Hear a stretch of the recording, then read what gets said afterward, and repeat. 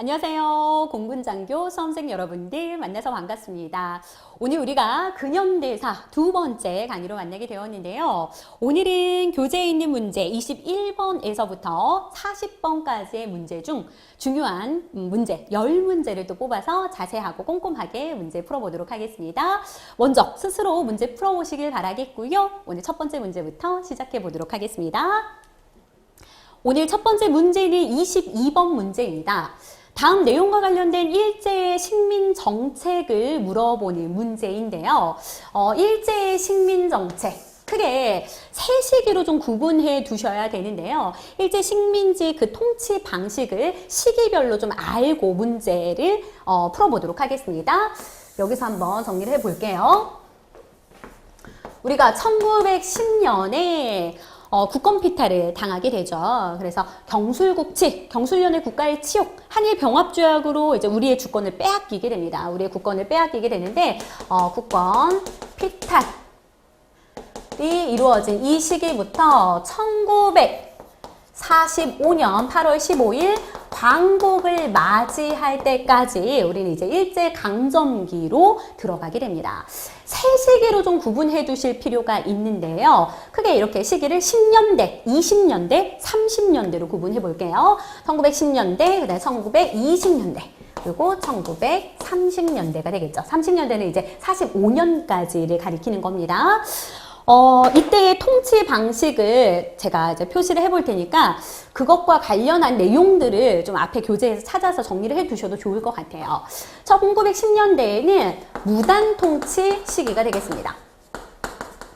그리고 1920년대에는 문화 통치 시기가 되겠는데요. 왜 이렇게 통치 방식이 바뀌게 되는지는 조금 이따 설명드리기로 할게요. 30년대 이후는 이제 민족 말살 통치가 이루어지는 시기가 되겠습니다. 1910년에 이제 일본이 우리나라에 식민지 한 이후부터는 그때 일본의 목표는 뭐였냐? 일제 식민지배에 순종하는 한국인들을 만드는 게 목표였어요. 그래서 순응하는 한국인을 만들기 위해서 강압적인 통치가 시행됐던 시기가 1910년대라는 거죠. 그래서 헌병경찰들을 앞세워서, 헌병경찰은 군인경찰인 거 아시죠? 그래서 헌병경찰들을 풀어서 헌병경찰 통치가 이루어졌던 시기, 바로 1910년대다라는 거 알아두시면 되겠고요. 20년대 이 통치 방식이 바뀌게 됩니다. 문화 통치. 우리나라의 문화를 인정해준다라는 의미예요. 어떻게 보면 굉장히 와 좋게 바뀌었네 라고 하겠지만 굉장히 기만적인 통치 방식이라고 볼 수 있겠습니다. 왜 이렇게 통치 방식이 바뀌게 되냐? 바로 1919년에 3.1운동이 일어나게 되죠. 지난 시간에도 말씀드렸는데 거족적인 독립운동이었어요. 우리나라 전체적으로 또 우리나라뿐만 아니라 이게 국외로 퍼지게 되죠. 그래서 해외에 있는 우리 동포들까지 이 3.1운동에 가세해서 전 이제 그 국민적인 독립운동이 일어나게 되자 이것들이 밟으면 꿈틀하네 라고 이제 일제가 생각하게 되고 통치 방식, 이제 강압적인 통치 방식으로는 안 되겠다. 통치 방식을 바꾸자라고 해서 알았어. 회유책으로 니네 나라의 문화를 인정해 줄게 라는 통치 방식으로 바뀌지만 이게 얼마나 기만적이냐면 겉으로는 우리 문화를 존중하는 척 하면서 실질적으로는 친일파들을 양성해서 우리 민족을 이간시키고 분열시키려고 했다라는 거, 그 움직임을 좀 알아주시면 되겠습니다. 그러니까 그 친일파들을 모아서 어디에서 독립운동하는지 알아와. 그러면 한 자리 줄게. 뭐 이런 식이었다라는 거죠. 그래서 우리 민족을 이간시키고 분열시키려고 했다라고 해서 민족 분열 통치라고도 얘기합니다. 민족 분열 통치.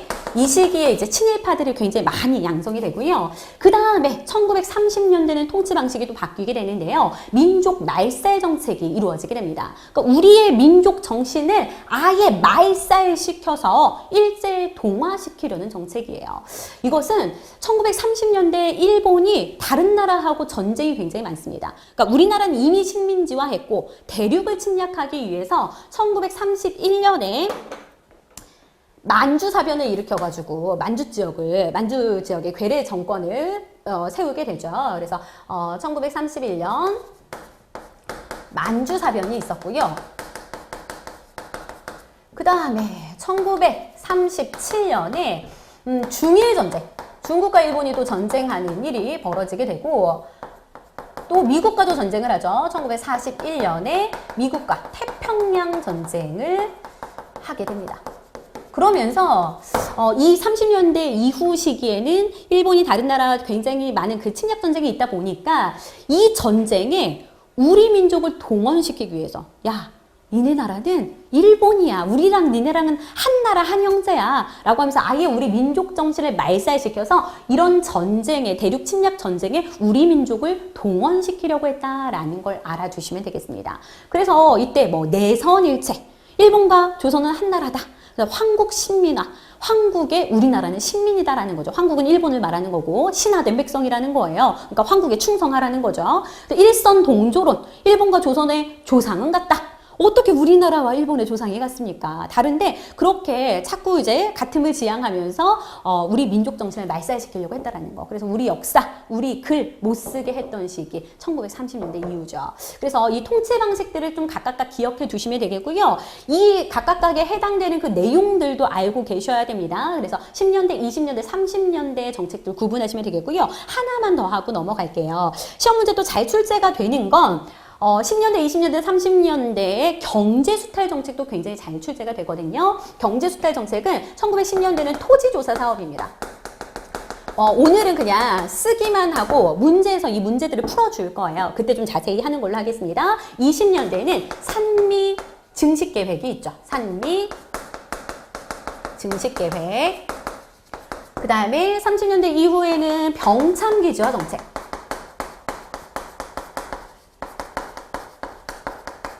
그 다음에 남면 북양 정책이 있습니다. 남면 북양 정책. 10년대 하나만 더 하면 회사령이 있어요. 회사령.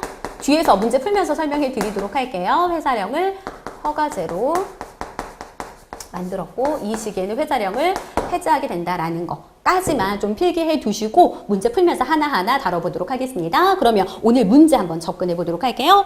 다음 내용과 관련된 일제의 식민정책이에요. 군인에 의한 무단 통치가 이루어졌대요. 무단 통치, 강압적인 통치. 아, 이거 10년대 통치 방식이구나 라는 거 기억하셔야 되고요.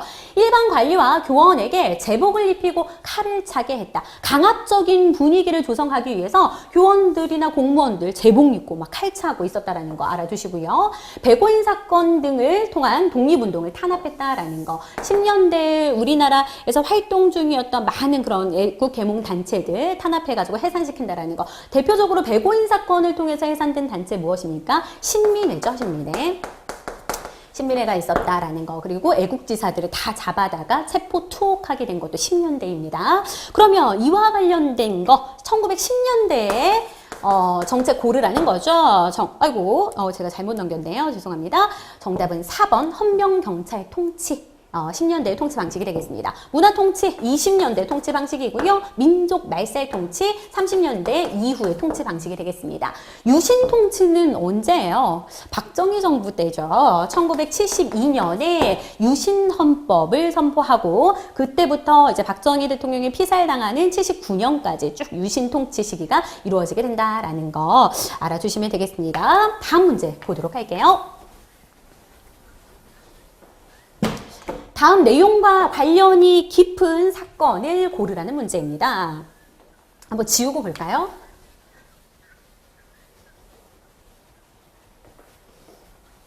일본인 교관을 살해하고 일본 공사관을 습격했대요.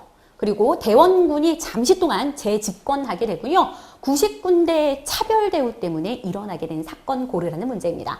바로 이게 굉장히 중요한 포인트가 되겠는데요. 90군대 차별 대우 때문에 일어난 거, 군대의 난이 되겠죠. 이모년에 일어난 군대의 난, 이모년에 일어난 군대의 난, 바로 1번이 되겠습니다. 이모분란. 이모분란이 왜 발생하게 되었냐? 이거는 이제 개화와 위정척사 사상의 충돌이라고 보시면 될 것 같아요.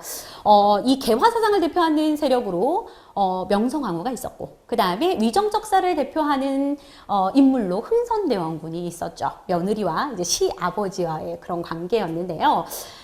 개화정책의 일환으로 별기군이라는 군대가 만들어지게 됩니다. 별기군, 신식 군대예요. 이들은 일본인 교관 밑에서 일본의 그런 근대적인 무기를 가지고 훈련을 받던 신식 군대였어요. 근데 신식 군대가 있었다라는 것은 기존에 무엇도 있었다? 구식 군대도 있었다라는 거죠. 구식 군인들이 있었다라는 거죠. 근데 당시 구식 군인들은 거의 1년 가까이가 되는 그런 월급을 받지 못하고 있는 상태였어요. 그러니까 월급이 계속 밀려 있는 상태였죠. 당시 월급은 이제 쌀로 지급이 되는데 지급되지 않고 있는 상태였습니다. 그런데 신식 군대에게는 굉장히 많은 것들을 제공하면서 지원을 해주는 거죠. 그래서 이제 구식 군인들이 열이 받아서 난을 일으키게 되는데 그게 바로 이모군란이 되겠습니다. 이모년에 1882. 여기 나오겠죠. 그죠? 18. 빨리 내놔. 우리 밀린 금료 빨리 내놔. 금료를 내놨는데, 이 쌀에, 그냥 쌀만 주면 좋았을걸. 쌀에 모래와 결을 섞어가지고 그 양을 불려가지고 제공을 하게 됩니다. 그래서 이제 먹을 거 가지고 장난을 치니까 구식 군인들이 이제 난을 일으키게 되는 건데요. 신식 군대와의 차별 대우 때문에 일어난 난 이모군란이 되겠고요. 한번 볼게요. 일본인 교관 살해한 거. 왜? 이들이 일본 교관 밑에서 훈련을 받았으니까요. 그리고 일본 공사관 습격하고 그리고 그들을 대표할 수 있는 대원군을 대원군에게 도움 요청을 하는 거죠. 그래서 당시에는 대원군이 좀 물러나 있었던 상태였거든요. 명성황후가 이제 권력을 가지고 있었던 상태였는데 대원군이 잠시 동안 집권하지만 명성황후가 그렇게 또 호락호락한 인물은 아니죠. 어디에 연락을 합니까? 청나라에 연락을 하게 되죠. 그래서 청군의 진압으로 결국에 이모군란이 이제 막을 내리게 됩니다. 청의 군대가 진압하면서. 근데 이거의 결과 굉장히 중요해요. 청군의 진압으로 난이 진압이 되자 우리나라에서 청의 내정 간섭이 심화된다라는 거 알아두시면 되겠습니다.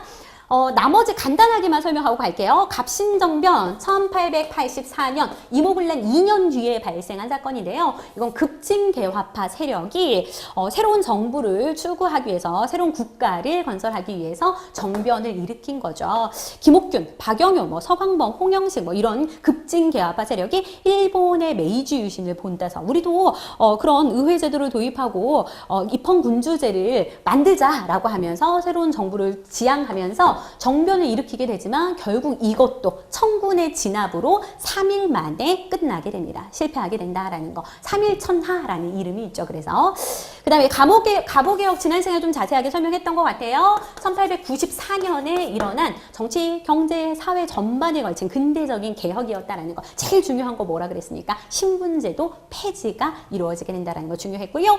을미개혁은 1895년에 을미사변이 일어나게 되는데 을미사변 이후에 을미개혁이 바로 진행이 됩니다. 그러니까 거의 좀 약간 물타기 식으로 진행이 되는 거예요.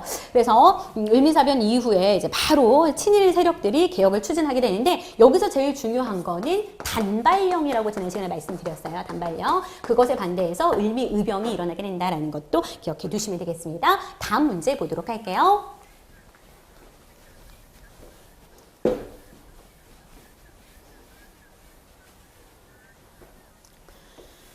다음에서 설명하고 있는 기구는 묻고 있는 문제인데요. 제헌국회에서 구성이 되었대요. 제헌국회는 무엇입니까? 헌법을 제정하는 국회예요. 그러니까 초대 국회, 처음 국회, 1대 국회를 제헌국회라고 합니다. 여기서 이제 헌법 제정이 이루어졌고요. 친일파를 처벌해서 민족 정기를 바로잡기 위함이었습니다. 이것의 목적은 친일파들을 처벌하기 위함이었대요. 이승만 정부의 소극적인 태도로 사실상 이것이 무산된다라는 거. 거의 이제 흐지부지하고 이제 끝나게 되는데요. 이 기구는 무엇입니까? 광복 이후에 1945년에 광복을 하고 48년에 대한민국 정부가 수립이 되었습니다. 그리고 이때 대통령에 당선이 된 건 이승만 대통령이었죠. 그 정부가 수립된 이후에 사람들이 가장 먼저 해야 되는 게 바로 이 친일파에 대한 처벌이다라고 생각을 했어요. 그러니까 이 친일파들 일제히 협력했던 그런 친일파들 다 잡아서 죽여야 된다라는 거였는데, 그렇게 하기 위해서, 친일파를 처단하기 위해서 만든 기구가 있었고 법이 있었습니다. 그게 바로 반민족행위 특별조사위원회라는 거예요. 좀 길죠. 줄여서 뭐라고도 얘기합니까? 반민특위라고도 합니다. 많이 들어보셨을 것 같은데요. 반민족행위. 그러니까 반민족행위가 친일행위를 말하는 거죠. 했던 사람들 특별조사위원회를 만들어서 그들을 처벌하자라는 거였고, 반민족 특별법, 반민족행위 특별법, 특별법을 만들어가지고, 반민족행위 특별법,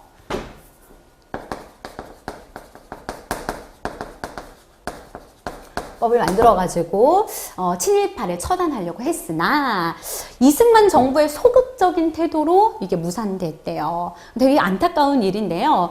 당시 이승만 정부에서 외치는 구호는 지금 이게 지금 친일파 처단이 중요하냐. 언제 북한이 쳐들어올지 모르는데. 그러니까 반공을 굉장히 강조합니다. 반공. 지금 친일파 처단할 때가 아니야. 공산당을 무찌르는 게 먼저야. 라는 것을 중시하면서 결국에는 이게 안타깝게 잘 이루어지지 않고 무산되게 된다라는 거 알아두시면 되겠습니다. 그래서 정답은 4번이 되겠고요. 나머지 단체 한번 정리해 보도록 할게요. 제가 여기를 특별법이 아니라 처벌법인데 특별법이라고 했네요. 처벌법. 반민족행위를 처벌하는 처벌법이에요. 나머지 보면 건국준비위원회라고 나와 있는데요. 이거는 조선건국준비위원회라고도 얘기합니다. 이것은 광복이 된 이후에 말 그대로 이제 우리나라가 건국을 해야 되니까, 새로운 나라를 이제 만들어야 되니까, 정부를 세워야 되니까 만들어진 단체예요. 여기서 기억해야 되는 건 여운형이라는 인물을 좀 알아두시면 되겠습니다. 여운형이 조선건국준비위원회를 만들어서, 여운형 주도로 해서 만들어서 건국을 준비하고, 말 그대로 건국을 준비하고, 정부 수립을 준비하고, 그 다음에 치안 유지와 뭐 행정 이런 것들을 도맡았던 단체가 조선건국준비위원회가 되겠고요. 국가재건 최고회의는 누굴 기억해야겠어요? 박정희 기억하셔야 됩니다. 1961년에 5.16 군사정변이 일어났다라고 지난 시간에 말씀을 드렸는데요.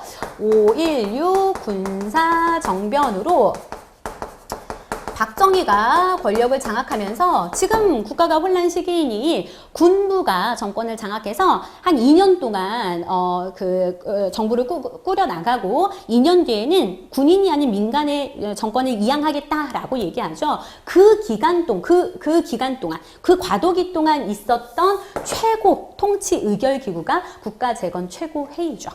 그 시기 동안 있었던 거 알아주시면 되겠고요. 박정희 대통령, 그 당시는 대통령이 아니었죠. 민간 정부에 이양하기로 하고 난 다음에는 본인이 이제 군복을 벗고 대통령 후보로 나와서 당선이 되게 되는 거죠.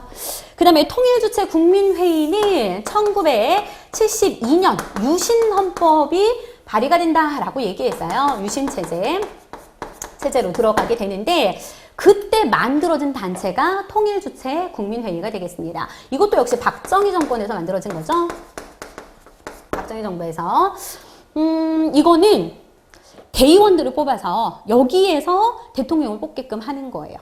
통일주체 국민회의라는 이 기구에서 대통령도 뽑고, 그 다음에 여기서 국회의원 3분의 1을 선출하도록 한 기구가 바로 통일주체 국민회의가 되겠습니다. 그러니까 거의 장기 집권을 위해서 이런 기구를 두었다라고 볼 수 있는 거죠. 계속해서 내가 지정한 사람들이 또 나를 뽑아주고, 또 내가 그들을 이제 뽑는 데 영향력을 행사할 수 있고 이랬다라는 거, 장기 집권을 위해서 만들어진 단체다라는 거 기억해 두시면 되겠습니다. 다음 문제 보도록 할게요.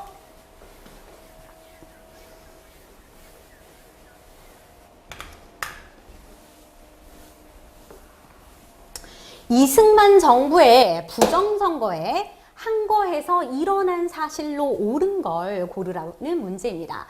지난 시간에 간단하게 이 4.19 혁명에 대해서 말씀드린 것 같아요. 3.15 부정선거 때문에 일어나게 되었다라고 말씀을 드렸는데요. 조금 자세히 한번 다뤄보면 이승만 정부가 12년 동안 장기 집권을 하게 됩니다. 역시 이때도 헌법을 많이 고쳐요. 뭐 발췌 개헌, 4.4.5입 개헌이라는 개헌을 통해서 자신이 장기 집권하기 위해서 헌법을 많이 고칩니다.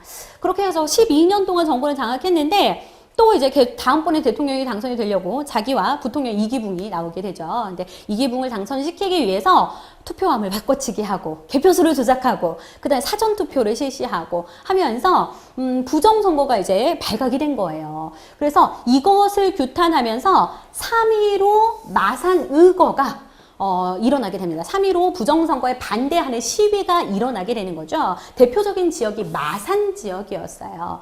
그런데 여기서 좀 기억해야 할 인물이 있는데요. 마산 의거에 갔던 학생, 당시 마산 상고 학생이었는데 김주열이라는 학생이 있었습니다. 마산 상고 김주열이라는 학생이 3.15 부정선거를 규탄하는 이 시위에 가서 실종이 되게 돼요. 그리고 거의 한 달 동안 찾지를 못하고 있는데 근 한 달 만에 마산 앞바다에서 김주열의 시신이 떠오르게 됩니다. 근데 이 김주열의 시신은 그냥 온전한 상태가 아니라 얼굴에 눈에 최루탄이 박힌 상태였어요. 그러니까 이 시위에 갔다가 경찰에 의해서 최루탄을 맞고 그냥 바다에 유기가 된 거죠. 그래서 이 사건을 계기로 4.19 혁명, 분노한 시민들이 또 4.19 혁명을 더 또 많이 참여해서 시위하게 된다라는 걸 좀 알아두시면 되겠습니다. 그래서 1번 맞는 설명이죠. 3.15 마산 의거가 전국적으로 확대가 되어서 학생들의 대규모 시위가 일어났다라는 거. 그러니까 4.19 혁명에 관한 얘기예요, 지금. 이거 문제는 4.19 혁명을 물어보는 문제입니다. 박정희 정부는 유신헌법을 발표해서 사태를 수습하였다. 시기를 좀 잘 보셔야 돼요. 4.19 혁명은 1960년이라고 얘기했습니다. 3.15 부정선거도 마찬가지예요. 1960년 3월. 1960년 4월에 일어난 사건들이에요. 근데 유신헌법 제가 계속 옆에 연도를 써드리는데 그 연도를 뭐 다 기억하면 좋겠지만 다 기억하시긴 어렵지만 근현대사는 그 흐름을 좀 잘 타셔야 돼요. 정확한 연도는 몰라도 시기가 조금 다르구나라는 건 좀 알고 가셔야 됩니다. 유신헌법이 제정된 거, 발표된 거는 1972년이에요. 그러니까 시기가 완전 다르죠. 그래서 이 2번 보기는 틀린 보기가 되겠고요. 신군부 세력이 이승만 정부를 무너뜨리고 통치권을 장악하였다라고 나와 있는데 신군부는 박정희의 군부와 대비해서 신이라는 걸 붙인 겁니다. 그러니까 이 박정희 정부의 군사 쿠데타는 5.16 군사정변이고 박정희가 죽고 난 다음에 신군부대가 또 다시 쿠데타를 일으키게 돼요. 이 신군부를 주도했던 세력은 전두환이죠.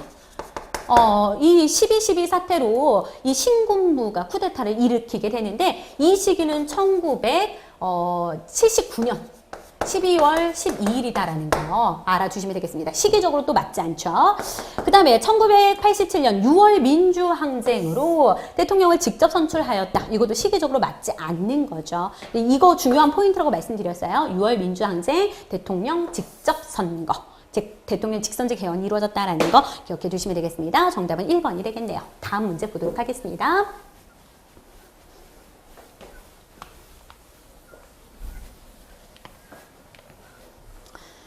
다음 내용과 관련 있는 조약을 고르라는 문제입니다. 이것도 지난 시간에 간단하게 언급했었던 것 같은데요. 통감부를 설치하고 외교권을 박탈한 조약이래요.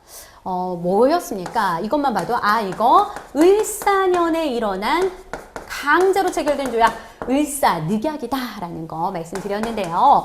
통감부라는 건 뭐냐면 일제가 우리나라 내정을 간섭하기 전에 기억하셔야 되는 게 이 시기는 아직 식민지 전입니다. 그러니까 많이들 헷갈려 하세요. 통감부, 조선총독부 이런 기구들이 많으니까 많이들 헷갈려 하시는데 이 시기는 아직 일제의 식민지로 들어가기 전이에요. 아까 일제 식민지는 1910년부터 시작이 된다라고 말씀을 드렸죠. 그러니까 이 시기부터 야금야금 먹어 들어간다라고 생각하시면 돼요. 외교권, 외, 군, 사, 경, 국의 순서대로 먹어 들어갑니다. 외교권. 그 다음에 군대를 해산시키고 사법권 가져가고요. 경찰권을 장악하고요. 그 다음에 맨 마지막에 국권, 우리나라 최종 권한인 그 국권을 가져간다라는 거 알아주시면 되겠습니다. 그래서 통감부는 우리나라 내정을 간섭하기 위해서 일본이 설치한 기구예요. 그래서 이 통감부에서 제일 높은 사람은 통감이라는 사람인데요. 통감. 초대 통감으로 온 사람이 누구입니까? 많이들 들어보셨을 텐데 이토 히로부미죠. 그 초대 통감이었던 이토 히로부미를 처단한 인물 안중근 의사까지 기억하셔야 됩니다. 그리고 우리나라의 외교권을 박탈하고 외교권을 가져갔다라고 얘기했고요. 이것에 반대하는 시위, 저항하는 그런 운동들 많이 일어나게 되는데요. 대표적인 저항이 장지연의 시일야 방성대국이에요. 장지연이라는 인물이 황성신문에, 신문 이름 좀 기억하세요. 황성신문에 시일야 방성대국이라는 항일 논설을 게재하게 됩니다. 그러니까 시일야 방성대국이라는 뜻은 뭐냐면 이날을 목놓아 우노라라는 뜻이에요.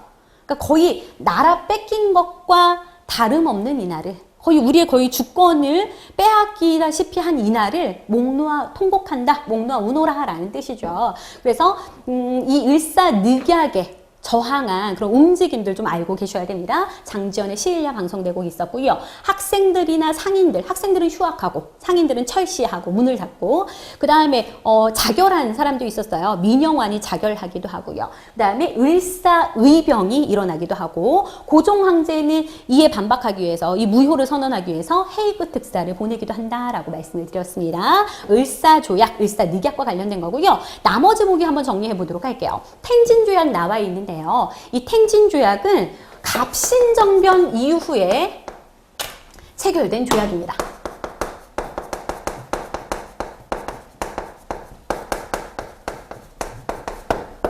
갑신정변. 앞에서 말씀드렸어요. 급진개화파 세력이 근대적인 국가로 가기 위해서, 새로운 정부를 구성하기 위해서 정변을 일으켰다라고 했는데요. 그 결과 이게 3일 만에 끝나게 되면서, 청군의 진압으로 3일 만에 끝나게 되면서 조약을 두 가지를 맺게 됩니다. 먼저 일본에게는, 원래 이 갑신정변 할 때 일본이 많이 부추겼거든요. 이들 급진개화파 세력이 일본과 굉장히 맞닿아 있는 인물들이었습니다. 그래서 일본이 야 니네 해봐, 우리가 좀 뒤에서 도와줄게, 군대로 좀 밀어줄게 라고 약속을 했는데, 이때 일본군은 한 200명 와요, 도와주러. 근데 당시 청군은, 정부에서 이제 또 명성황후가 가만히 있지 않았죠. 또 청군을 부르자 청군 한 1,500명 정도가 옵니다. 그러니까 숫자적으로 이게 되지가 않자 일본군은 또 다 도망가 버리게 되죠. 그러니까 도와주겠다 하고 다 도망가게 되죠. 그러면서 한성조약과 텐진조약 두 가지를 맺게 되는데요. 한성조약, 텐진조약. 한성조약은 우리나라하고 조선하고 일본 사이에 체결된 조약입니다. 이 과정에서 일본 공사관에도 불타고 막 이랬거든요. 그래서 그에 대한 배상금을 지불하는 거고, 좀 어떻게 되면 말도 안 돼요.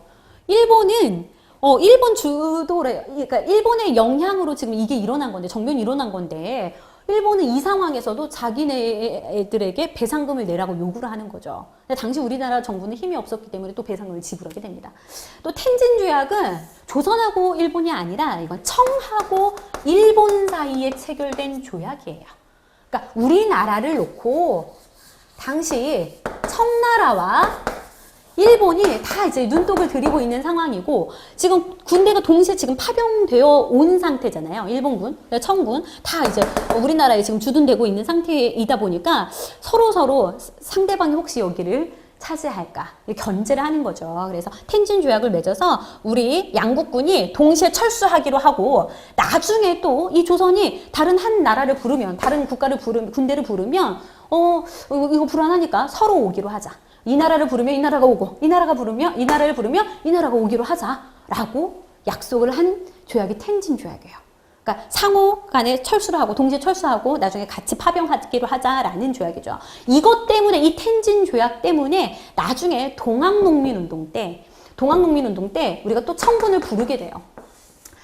농민들 진압해줘라고 이제 또 명성황후가 청군을 부르게 되죠. 텐진조약에 의거해서 일본도, 우리가 부르지 않았는데 일본도 우리나라에 이제 파병을 하게 됩니다.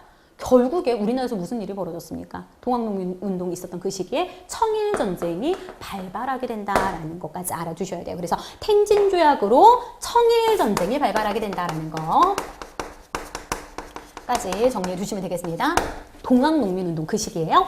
그 다음에 간도협약 나와 있는데요. 이 간도협약은 청나라하고 일본 사이에 체결된 협약인데, 이 간도협약도 설명할 게 좀 많거든요. 다음에 문제 풀면서 좀 자세하게 다뤄주도록 하겠습니다. 제물포 조약은 아까 우리 앞에서 배웠어요. 이모군락. 이모년의 90군데가 일으킨 난이었어요. 이때 맺어진 조약이다라는 거 알아주시고요. 일본에게 배상금을 지불하는 내용이었어요. 아까 일본 공사관 다 불태우고 일본 교관을 살해하고 이런 내용들이 있었잖아요. 그래서 일본에게 배상금을 지불하고 일본군이 이러는 거예요. 우리 무서워서 못 살겠다. 우리 그 공사관 또 무서우니까 일본 군들을 서울에 주둔해가지고 우리를 호위케 해야겠다라고 하자, 결국에 이제 이 이모군란으로 인해서 이 제물포 조약으로 인해서 일본군이 서울에 주둔하는 계기가 된다라는 것까지 좀 알아주시면 좋을 것 같습니다. 다음 문제 볼게요. 3.1운동의 역사적인 의의에 대한 설명으로 옳지 않은 것을 골라보라는 문제입니다. 3.1운동의 그 연도는 좀 알고 계셔야 됩니다. 아이구를 기억하시면 될 것 같아요. 아이구 3.1운동. 왜 아이구일까요? 이렇게 거족적인 독립운동이었는데도 불구하고 독립이 바로 되지 못했으니까 아이구 3.1운동 해서 연도를 좀 알아두시고요. 역사적인 의의 한번 살펴보도록 할게요. 반제국주의 운동의 선구 역할을 하였다라고 했는데요. 이 3.1운동이 그냥 우리나라에서만 끝난 게 아니라 이게 아시아 지역에 큰 영향력을 행사하게 됩니다. 당시 이 아시아 지역이 식민지로 인해서 많이 고통을 받고 있는 상태였는데, 그런 나라들에게 제국주의에 반대하는 그런 운동으로서 그런 선구자 역할을 했다라는 걸 알아주시면 될 것 같아요. 그래서 중국의 오사운동이나 그다음 인도의 그 간디의 비폭력 불복종 운동 있죠. 그런 것들에 영향을 준 게 3.1운동이다라는 거 정리해 두시고요. 대한민국 임시정부 수립에 기여하였다.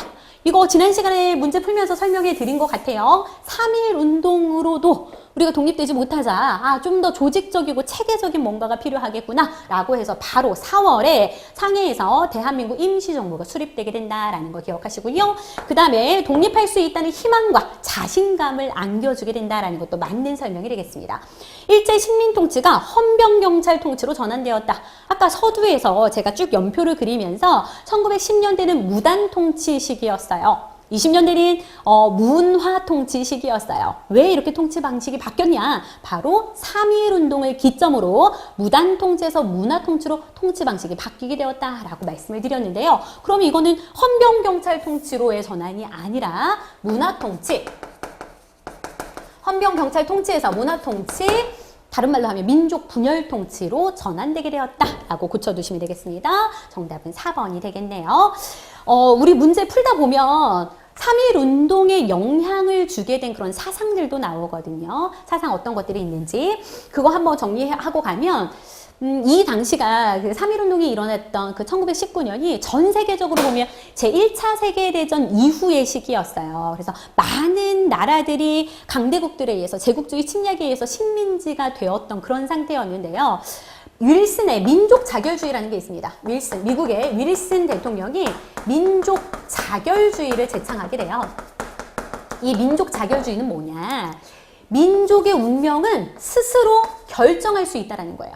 그 민족의 운명은 약소국이라고 할지라도 그 민족의 운명은 그 민족 스스로가 결정할 수 있다. 그러니 강대국들 니네들 얘네 간섭하지 말아라 라는 내용이에요. 그래서 이 윌슨의 민족 자결주의의 영향을 받아서 3.1운동이 일어나게 된다라는 거 알아주시고요. 또 하나 기억해야 해야 될 것은 당시 일본 유학생들, 당시 도쿄에 가 있었던 일본 유학생들이 한 달 전에 2월 8일에 28 독립선언서를 거기서 낭독을 하게 되고 독립선언식을 갖게 되죠. 독립선언서를 낭독하게 되죠. 그것에 또 영향을 받아서 3.1운동이 일어나게 된다라는 거, 그 원인도 알아두시면 되겠습니다. 다음 문제 볼게요. 흥선대원군 때 세워진 척화비에 나타난 대외 정책과 같은 방향으로 전개된 것은 묻고 있는데요. 보겠습니다. 앞에서 개화 정책에 대해서 많이 말씀을 드렸어요. 근데 우리나라가 이제 개항을 하고 그 여러 나라의 그런 근대적인 문물을 받아들이려는 움직임, 개화의 움직임이 있었고, 반대 측면에서는, 다른 측면에서는 안 돼, 받아들이면 안 돼, 우리의 것을 지키고 고수해야 돼 라는 그런 움직임이 있었다는 걸 알아주시면 되겠습니다. 이 흥선대원군이 세운 척화비가 그의 일환이라고 보여줄 수 있는데요. 그게 바로 위정척사운동이라는 거예요. 정답은 1번인데 이 말은 뭐냐? 정이 바를 정이에요. 바른 것은 지키고 사악한 것은 배척한다 라는 뜻입니다. 그럼 여기서 바른 건 뭐냐? 니네가 지키려고 하는 바른 것은 뭐냐? 바로 성리학적인 유교 질서를 말하는 거죠. 성리학적인 유교 질서. 우리 고유의 유교 질서를 지키고 사악한 것, 뭐 서양의 것들, 외세의 것들, 이런 사악한 것들은 배척한다라는 움직임이 위정척사 운동이에요. 그래서 맥락을 같이 하고 있죠. 척합의는 무엇입니까? 외세가 침략했을 때, 침범했을 때 그들과 싸우지 않는 것은 그들과 화의를 주장하는 거래요. 화의를 주장하는 거. 화의를 주장하는 건 뭐냐? 곧 나라를 파는 것이다 라고 주장을 하고 있습니다. 그래서 흥선대원군이 척합에 그걸 써서 전국적으로 이 비석을 세웠는데요. 같은 맥락이라고 보여지죠. 그러니까 이것은 통상수교 하겠다 안 하겠다. 다른 나라하고 통상수교 하겠다 안 하겠다. 안 하겠다라는 움직임입니다. 통상수교 거부 정책의 일환이죠. 우리 어렸을 때 학교 다녔을 때 최국정책이라고 많이 배웠을 거예요. 나라 문을 굳게 닫는다라는 통상수교를 거부한다라는 의미로 볼 수 있겠습니다. 여기서 조금 그 내용 한번 설명드리고 가도록 할게요. 이 나머지는 지금 계속 그 보기에서 나온 내용들이니까 따로 설명은 그냥 안 해도 될 것 같아요. 앞에서 계속 했으니까 이걸 좀 알고 가시면 되겠습니다. 흥선대원군이 왜 척합의를 세웠는지. 당시 상황을 이해해야 이 상황을 또 이해할 수 있겠죠. 그래서 당시 그런 상황을 좀 정리를 해드리도록 할게요. 그냥 시간 관계상 그냥 문두자만 쓰도록 할게요. 앞에 교재 내용들 한번 참고해 보시면서 다시 한번 쭉 정리해 두셔도 좋을 것 같습니다. 병인양요하고 신미양요가 있었어요. 이 척합의가 세워진 건 1900이 아니죠. 1871년의 사건이에요. 병인양요가 1866년에 있었고 신미양요가 1871년에 벌어진 사건입니다. 병인양요는 왜 일어났습니까? 병인 박해 때문에 이루어졌습니다. 병인 박해는 우리나라 천주교도들을 처형한 사건이었고 우리나라에서 활동하고 있었던 프랑스 선교사들을 처형한 사건이었어요. 그러자 프랑스가 쳐들어오게 됩니다. 어디에서 누가 싸웠냐면 정족산성에서 양원수 부대가 싸우게 되죠. 문수산성에서 한성군 부대가 활약하기도 합니다. 그리고 이들이 이제 싸워서 결국에는 이제 이 프랑스군이 돌아가게 되는데 돌아갈 때 그냥 돌아가는 것이 아니라 강화도 외교장각에 있었던 이 정족산성이 강화도예요. 강화도 외교장각에 있었던 우리나라 많은 문화재들을 약탈해가지고 갑니다. 그래서 병fu 정량외 이 문두자만 좀 기억하셔도 좋을 것 같아요. 병인 박해 때문에 일어났고 프랑스가 쳐들어왔고 강화도 정족산성으로 쳐들어왔고 양원수 부대가 막았고 외교장각 문화재들을 약탈당했다라는 거 알아주시고요. 신미양요는 제너럴 셔먼호 사건 때문에 일어나게 되었습니다. 미국의 상선이었어요. 상선이었던 제너럴 셔먼호가 우리나라에 와서 대동강 앞바다에서 통상수교를 막 요구하자 결국에는 여기에서 이제 이렇게 마찰이 생겨가지고 제너럴 셔먼호가 불타게 됩니다. 그러니까 미국이 쳐들어오게 된 거예요. 이를 구실 삼아서 어디로 왔습니까? 역시 강화도로 왔습니다. 강화도 광성보에서 어제연 장군이 활약을 하게 되는데요. 결국에는 이제 맞서서 싸웠지만 어제연 장군이 이 전투에서 이제 전사하게 되죠. 다시 한번 강조하면 신미양요는 신재미광어로 기억하시면 되겠는데요. 제너럴 셔먼호 사건 때문에 일어났고 미국이 쳐들어왔고 광성보에서 어제연 장군의 활약이 있었다라는 그 움직임까지 기억하시면 되겠습니다. 하나 더 정리하자면요.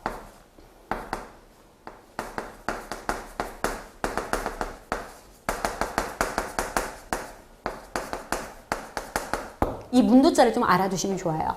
병인 박해 때문에 병인 양요가 발생하게 됩니다. 이건 시기 순서예요. 시기 순서입니다. 병인 박해 때문에 병인 양요가 발생하게 되고요. 제너럴 셔먼호 사건 때문에 신미 양요가 발생하게 됩니다. 그리고 오페르트 도굴 사건이라는 게 있어요. 독일 상인입니다. 독일 상인 오페르트가 통상수교를 또 요구하게 돼요. 근데 흥선대원군이 거절하자 흥선대원군의 아버지 남연군의 묘를 도굴하려다가 미수에 그친 사건이에요. 정말 우리나라 사람들 상식으로는 정말 이해가 안 되는 사건이죠. 그지? 그러자 이런 사건들이 겹치면서 서양 놈들은 진짜 다 뭐 이제 도둑놈들이야, 막 나쁜 놈들이야라는 그런 의식이 고조되는 거죠. 서양들에 대한 그런 서양인들에 대한 배척이 고조가 된다라는 거. 그러면서 이런 사건들을 거치면서 척화비를 세우게 된다라는 거 알아두시고요. 그 다음에 운요 사건이 있었고요. 운요 사건으로 문을 열게 된 강화도 조약까지 이 흐름을 이어가시면 될 것 같아요. 우리가 강화도 조약은 지난 시간에 배웠는데 그 앞에 일들 어떤 일들이 있었는지 잘 몰랐잖아요. 앞에는 통상수교 거부 정책들이 있었고, 그다음에 서양의 그런 침략이 있었고, 이것들을 막아내는 과정에서 척화비가 세워졌고, 또 결국에는 또 우리가 문을 열게 된다라는 그런 내용들까지 정리해 주시면 되겠습니다. 다음 문제 보도록 할게요. 38번 문제입니다. 맞죠?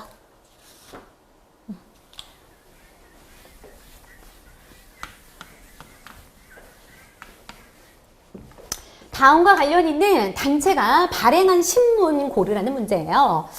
한번 보겠습니다. 서재필이라는 인물이 나왔고요. 독립문 나왔습니다.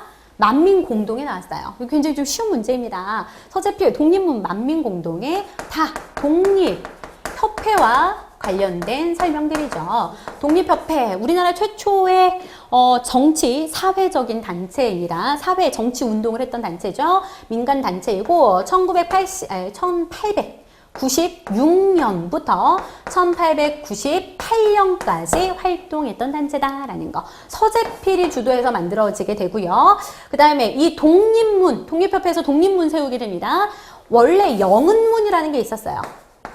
영은문은 청나라 사신을 맞이하는 문이었습니다. 청나라 사신이 올 때 그를 맞이하는 문이었는데 이제 청나라로부터 자주 독립하겠다라는 거죠. 우리가 청나라에 사대했으니까. 그래서 그런 의미에서 독립문, 영은문을 헐고 그 자리에 독립문을 세우게 된다는 거 알아두시고요. 만민공동회는 독립협회 주도로 개최된 그 민중 집회예요. 민중들이 모인 집회를 만민공동회라고 얘기합니다.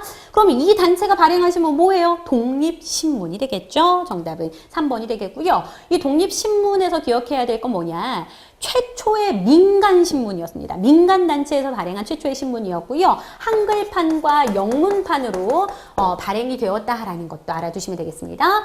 한성순보는 우리나라 최초의 근대적인 신문이에요. 최초의 근대적인 신문, 최초의 근대적인 신문이었고 열흘마다 이 신문이 나오게 되었다. 최초가 아니라 최초가 되겠죠. 최초의 근대적인 신문. 그다음 황성신문은 앞에서 얘기했어요. 시일야 방성대곡. 장지연의 시일야 방성대곡이라는 그 항일 논설이 실린 신문이 되겠고요. 대한매일신보는 이거 좀 기억하세요. 발행인이 양기탁과 영국인 베델이라는 사람이었어요. 베델. 이게 좀 중요한 포인트가 되겠는데요. 그러니까 다른 신문들, 이 시기에 있었던 그런 민족 신문들은 일본에 의해서 막 정간되거나 폐간되거나 이런 일들이 굉장히 비일비재했습니다. 그런데 이 대한매일신보는 일본이 쉽게 못 건드리는 거예요. 왜? 당시 영일 동맹이 체결되어 있는 상태였거든요. 그러니까 영국인이 발행인으로 있었던 이 신문은 많이 간섭을 하지 못했습니다. 그것을 이용해서 이 대한매일신보에서 뭐 의병운동이나 뭐 국채보상운동 이런 것들을 지원하고 확산시켜 나갔다라는 거 알아주시면 되겠네요. 다음 문제 보도록 하겠습니다. 다음에서 설명하고 있는 단체는 해가지고 묻고 있는데요. 안창호, 양기탁 등을 지도부로 해가지고 한 비밀결사 단체를 얘기한대요. 비밀결사 단체입니다. 문화, 경제적 실력 양성 운동을 전개했고요.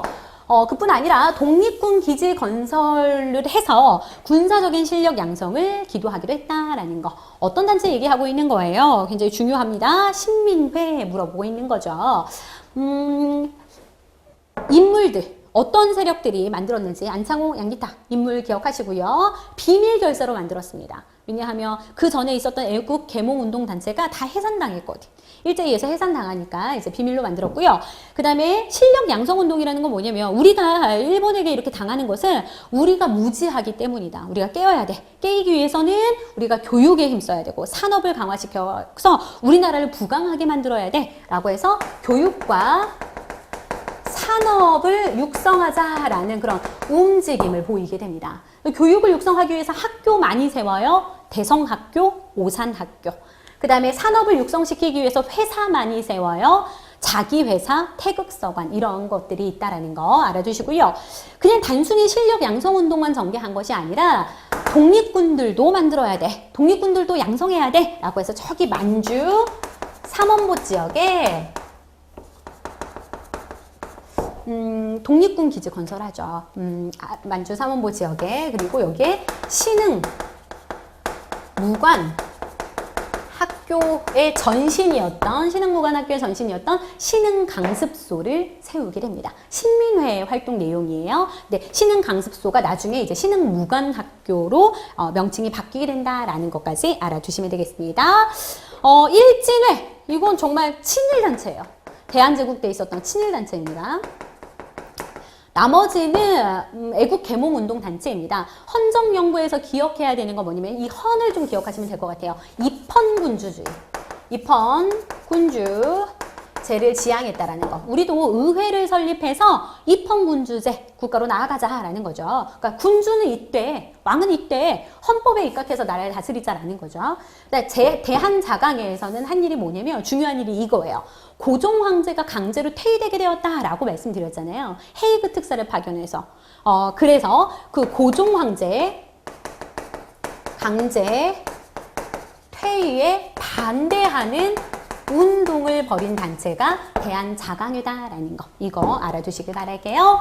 마지막 문제입니다. 다음 사건이 발생한 시기 순서대로 바르게 배열된 거 고르라는 문제인데요. 이모군란, 아까 18 우리 밀린금요 빨리 내놔 18 빨리 해서 188이 기억하시면 되겠고요. 동학농민운동은 1894년에 일어난 운동입니다. 1894년에 일어난 사건들이 많이 있어요. 크게 세 가지. 동학농민운동, 그 다음에 청일전쟁, 갑오개혁. 다 1894년에 일어났던 사건들이고요. 아관파천은 1896년이에요. 이 흐름 좀 알아두셔야 되는데요. 1895년이 을미년이거든요. 그러니까 그 을미년에 을미사변이 있었어요. 그러니까 1년 전에 명성황후가 시해당하는 그런 사건이 궁궐에서 벌어지게 되자 고종 황제가 위협을 느낀 거죠. 그래서 러시아 공사관으로 피신한 사건입니다. 우리나라 안에 있는 러시아 공사관으로 아관이 러시아 공사관을 의미하는 거예요. 아관으로 파천했다, 옮겨갔다, 거처로 옮겼다라는 거 알아두시면 되겠습니다. 대한제국 성립은 아관 파천을 갔는데, 그러니까 러시아 공사관으로 갔는데 우리나라 황제가 자리를 비우게 되자, 그 당시에는 황제가 아니었어요. 왕이었어요. 그 당시에 왕이 자리를 비우게 되자 열강들이 막 우리나라의 이권들을 침탈해 가고 많은 이제 그런 침탈이 있게 되겠죠. 많은 권한들이 약화되니까. 그래서 많은 사람들이 돌아오라고 요구를 합니다. 대표적인 게 독립협회에서 고종이시여 빨리 황궁하세요라고 요구를 많이 하자 1년 뒤에 이제 황궁을 하게 돼요. 그러면서 이제 우리는 새로운 국가로 다시 태어난다. 라고 하면서 대한제국을 선포하게 됩니다. 1897년. 그러니까 아관 파천 갔다가 1년 뒤에 돌아와서 대한제국을 성립시킨다라는 거. 그래서 다 이때부터 이제 황제가 되는 거예요. 황제 즉위식을 거행하게 됩니다. 그래서 순서대로 하면 기역, 니은, 디귿, 리을 순서가 되겠네요. 네, 여기까지 모든 문제를 풀어봤습니다. 네, 오늘도 수고 많으셨고요. 오늘도 해당되는 문제에 해당되는 그런 개념들 다시 한번 확인하시면서 복습해 주시길 부탁을 드리도록 하겠습니다. 저희는 또 다음 시간에 만나 뵙도록 할게요. 수고 많으셨습니다.